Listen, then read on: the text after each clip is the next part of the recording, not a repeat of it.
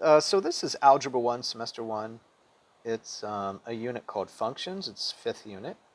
And it's the 5th lesson called Piecewise Functions Practice. It's on creatormath.com under the Algebra 1 tab.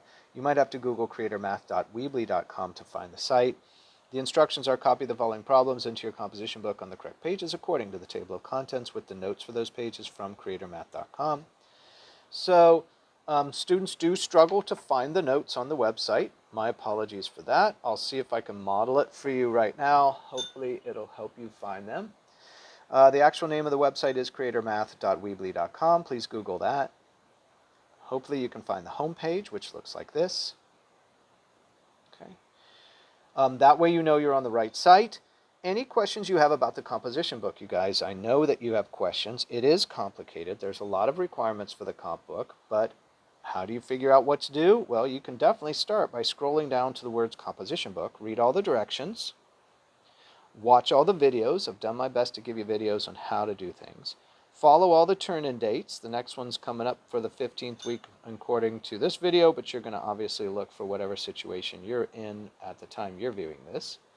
Put everything in its place, and including the notes, which we're going to go to the tab of the video we're making or the course we're in, whichever the case may be. This is where you're going to find 5 things. You're going to find the notes, you're going to find the problem sets, which we're going to do right now. You're going to find videos of the problem sets, which we're making right now. You're going to find the page numbers on which all the notes go. You're also going to find a PDF of the vocabulary we use for the entire school year. That is downloadable to your device. It is also searchable, so Google how do I search a PDF on whatever type of device you're using, and please follow their directions. It's a little bit different per device. Just remember, if you're not getting 100% on your Schoology vocabulary practices, you may not know that this PDF even exists. You should be getting 100% on those. That's the point, is for you to get your practicing in. Okay, so we're going to scroll down to the semester of the video that we're making right now, or the semester you're in. Please make sure you're following the one that you're in when you're watching this. This is where you'll find the table of contents. This is so important that I've asked you to copy the entire thing onto pages 2 through 6 of your composition book. It does take up about 3.5 pages. Should take you 30 minutes or so to write this out. Maybe a little bit more. If you're a slow writer like me, it might take me more like 40-45 minutes to write this in, but you only do it once for the entire semester. And then it defines for you all the page numbers of where everything goes in the comp book. So now we're going to go down to the unit that we're in. So here's the unit we're doing right now. It's functions, and this is the 5th lesson. So if you look down here at number 5, this is called Piecewise Functions. Here's the page numbers on which the notes go. Please don't take this video's word for it, but go back and find the original table of contents. At the time you're viewing this, these page numbers probably will have changed and be different. Here are the notes. We're going to click on that in a second. That's what goes on these pages. Here are the problem set we're going to do right now. And the video solution, if everything goes right, will be tagged right here with a link for you to view at the time you're ready. So let's do notes. And it takes me a couple of times to open notes. Sometimes it'll either be a picture of the board or a picture of my notes from the pages I use as notes. If it doesn't load, see how it's still remaining blurry and it won't expand? This is a great example of it not loading. Let's go back and do it a second time. I'm going to click it and knock on wood. It's always worked a second time. Haha, it did. I say knock on wood because at some point it's not going to work the second time. It's only a matter of time. All right, so these things go in your notes, usually not too complicated, but basic foundational items that are going to help you engage in the problems and the discussions, etc. So this is talking about a graph of snow falling. So if snow falls here and accumulates, we have a straight line. Okay, this graph would represent snow falling and accumulating right here. Snow stops falling and stays a steady amount on the ground. That would be a horizontal line.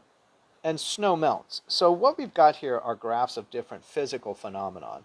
And we don't necessarily I live in California, of course, and so do most of my students. So we don't really have sort of a basis for snow, but we get the idea of snow falling and accumulating on the ground, building up, right? That's an increase. The idea that that amount stays steady. And the idea that that now decreases as it melts away. So we could use these representation for any number of physical things that happen.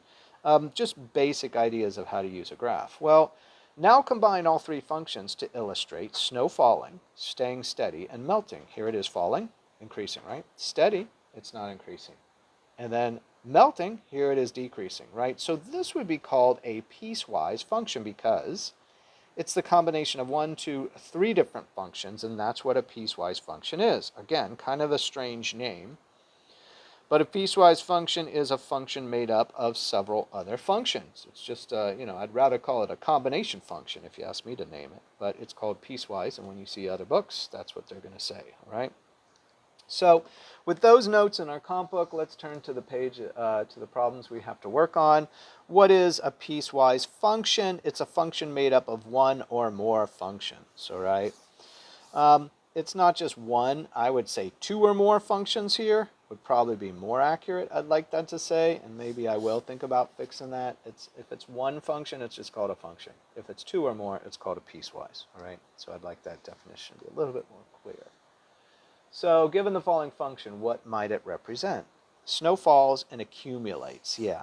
And if we don't grow up in an area that has snowfall, we may not know what accumulation is of snow. To accumulate means to build up. That word is generically means build up, but it also means with snowfall that the snowfall builds up on the ground. You could have 2, 3, 4 inches of snow on the ground now. That's an accumulation of snow. All right, given the following function, what might it represent? So here's a horizontal line. Snow stops falling and the amount on the ground remains unchanged. Fair enough? So here you have here. All right, so it's a steady amount, so horizontal line. All right, let's look at the next one. Probably going to be the idea of melting or the idea that the accumulation disappears. Given the following function, what might it represent? So here it is here. So it's the snow on the ground, accumulation, melts away until there is nothing left. How do I know there's nothing left? It goes all the way down to 0 on the y here, right? If this is x and this is y, the y starts at 0 and goes up. It's just a number line, right? So here I am going all the way down to 0. Okay, fair enough. Okay, given the following graph produced by given the following graph produced by 3 different graphs, right? 3 different graphs. What can we call this function? So, I mean, this is very basic. It's leading us into piecewise functions. They're not too complicated. Algebra 2 will take you a lot deeper into piecewise functions. We're just getting the idea that, hey, you can combine functions to create a picture of what's happening.